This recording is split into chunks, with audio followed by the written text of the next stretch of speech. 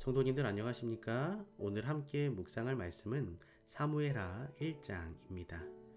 사무엘하 1장부터 본격적으로 왕으로서의 다윗의 이야기가 시작됩니다. 사울의 죽음으로 다윗의 피난 생활은 끝이 났습니다. 하나님의 마음에 맞는 다윗이 왕이 됨으로써 드디어 이스라엘의 전성시대가 시작된 것입니다. 사무엘하 1장은 사울과 요나단의 죽음을 기록한 사무엘상 31장과 연결된 장으로 크게 두 부분으로 이루어집니다. 전반부는 아직도 블레셋 땅 시글락에 머물고 있는 다윗에게 이스라엘이 블레셋에 패배했으며 사울과 요나단도 사망했다는 비극적인 소식이 전해지는 것을 기록하고 있습니다. 후반부는 사울과 요나단의 죽음을 애도하는 다윗의 애가가 기록되어 있습니다. 활노래라고 알려진 유명한 시입니다. 사울과 요나단의 죽음을 깊이 애도하는 다윗의 태도는 그의 개인적인 사랑과 관용을 보여주는 동시에 사울을 따르던 많은 이스라엘 사람들의 마음을 얻게 되는 결과도 가져오게 되었습니다. 사무엘하 1장 1절에서 3절입니다. 사울의 죽은 후라 다윗이 아말렉 사람을 도륙하고 돌아와서 시글락에서 이틀을 유하더니 제3일에 한 사람이 사울의 진에서 나왔는데 그 옷은 찢어졌고 머리에는 흙이 있더라. 저가 다윗에게 나와 땅에 엎드려 절하매 다윗이 저에게 묻되 너는 어디서 왔느냐? 대답하되 이스라엘 진에서 도망하여 왔나이다. 사무엘상과 사무엘하는 사울의 죽음으로 나누어집니다. 사무엘하는 사울의 죽음 이후의 사건입니다. 이스라엘의 역사에서 사울의 죽음은 이제 혼란스러웠던 초기 왕정 시대가 끝나고 번영기와 안정기에 들어간다는 것을 의미했습니다. 다윗의 시대가 시작된 것입니다. 블레셋 방백들의 반대로 다윗이 전쟁터에서 시글락으로 돌아와 보니 그들의 본거지는 아말렉의 침략으로 폐허가 되어 있었습니다. 다윗과 그의 군사들은 죽을 힘을 다하여 아말렉을 추격하여 그들을 진멸하고 빼앗겼던 가족과 재물들을 다시 찾아 시글락으로 돌아왔습니다. 집으로 돌아온 지 사흘째 되는 날에 다윗은 사울과 요나단이 길보아 전투에서 블레셋 군사들에게 패하여 죽었다는 소식을 듣게 됩니다. 만일 다윗이 그 전투에 참가했더라면 다윗은 블레셋과 동맹하여 사울을 죽인 이스라엘의 배반자로 낙인 찍혀 그의 앞길에 많은 어려움이 있었을 것입니다. 사무엘하 1장 11절에서 12절입니다. 이에 다윗이 자기 옷을 잡아 찢음에 함께 있는 모든 사람도 그리하고 사울과 그 아들 요나단과 여호와의 백성과 이스라엘 족속이 칼의 죽음을 인하여 저녁 때까지 슬퍼하여 울며 금식하니라. 상식적으로 생각하면 사울의 죽음은 다윗에게는 희소식이었습니다. 오랜 세월 동안 사울에게 쫓겨다니던 그의 비참했던 고통이 끝난 것입니다. 그가 이스라엘의 왕이 되기에 최대의 장애물이 사라졌기 때문입니다. 소식을 가져온 아말렉 사람은 물론이요 다윗의 신복들까지도 다윗이 기뻐하리라고 생각했을 것입니다. 그러나 다윗의 반응은 달랐습니다. 그는 옷을 찢고 슬피 울며 금식하였습니다. 가식적이거나 정치적인 태도가 아니라 진심이었습니다. 다윗의 그런 점을 하나님께서는 사랑하셨습니다. 우리는 나의 경쟁자이거나 나에게 피해를 주는 사람이 불행을 당했다는 소식을 들을 때 우리의 반응은 어떤 모습이어야 할까요? 그리고 그리스도인은 어떠한 마음을 가져야 할까요? 오늘 우리가 다윗의 마음을 갖는 하루가 되기를 소망합니다. 사무엘하 1장 17절에서 18절입니다.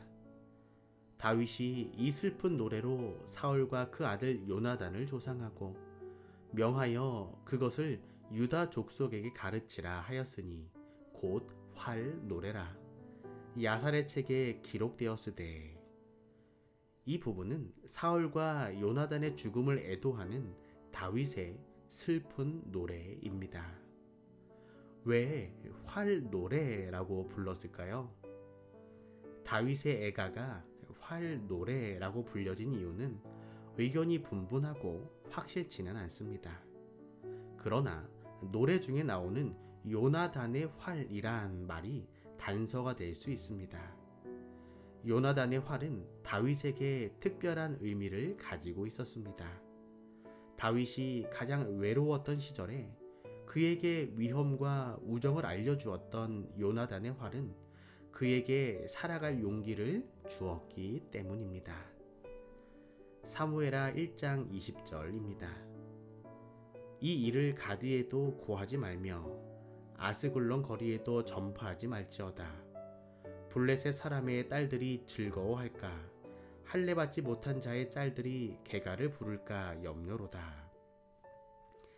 다윗은 사울과 요나단의 죽음을 가드에도 알리지 말며 아스글론 거리에도 전파하지 말라고 하였습니다.